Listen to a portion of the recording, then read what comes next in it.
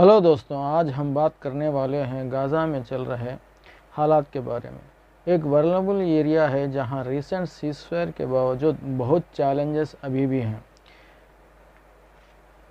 मैं हूं परशुराम और चलिए शुरू करते हैं।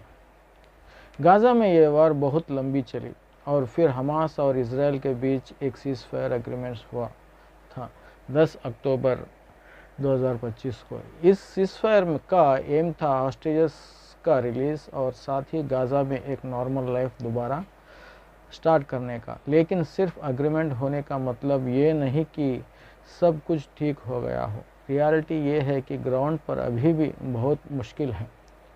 सीज़फायर के बाद भी गाज़ा का ह्यूमैनिटेरियन क्राइसिस बहुत बड़ा है। एग्जाम्पल में एक एस्टिमेट के हिसाब से 1.5 मिलियन से ज़्यादा लोग इमरजेंसी ह्यूमैनिटेरियन एड के लिए नीड में हैं। Health care system near collapse है। क्लीन वाटर और बेसिक इंफ्रास्ट्रक्चर बहुत ख़राब है। माल न्यूट्रिशन स्पेशली चिल्ड्रन और प्रेग्नेंट वुमेन में एक बहुत बड़ा रिस्क बना हुआ है। ये सब दिखाता है कि जो सीज़फायर हुआ है वो ज़रूर एक रिलीफ है, लेकिन वो एक सॉल्यूशन नहीं बल्कि एक शुरुआत है। सीज़फायर होने के बाद भी कुछ वायलेशंस हुए हैं। इजराइल ने कहा है कि हमास ने सोल्जर्स पर अटैक किया, जिसके बाद स्ट्राइक्स हुई। एड फ्लो स्टिल इनकंसिस्टेंट है। बाउंड्री क्रॉसिंग्स क्लोज या रिस्ट्रिक्टेड है। इसका मतलब है कि पीस प्रोसेस बहुत डेलिकेट है। किसी भी वक्त सिचुएशन दोबारा बदल सकती है। अब बात करते हैं गवर्नेंस और रिकंस्ट्रक्शन की।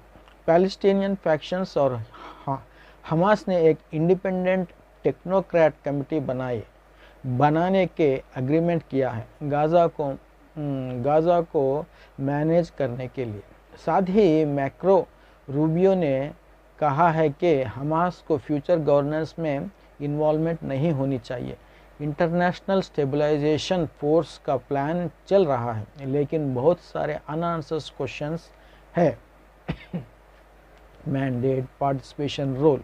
और अगर ये प्लान फेल हुआ तो पीस का सस्टेन मुश्किल होगा। रिकंस्ट्रक्शन का काम बहुत ह्यूज है। कोलैप्स बिल्डिंग्स है, डिस्ट्रॉयड हॉस्पिटल्स है, इंफ्रास्ट्रक्चर डाउन है। इन सब को रीबिल्ड करना एक मैसिव टास्क है। लोग अभी भी अपनी ज़िंदगी को नॉर्मल बनाने की कोशिश में हैं। कई फैमिलीज रिटर्न कर रहे हैं अपने घरों में, लेकिन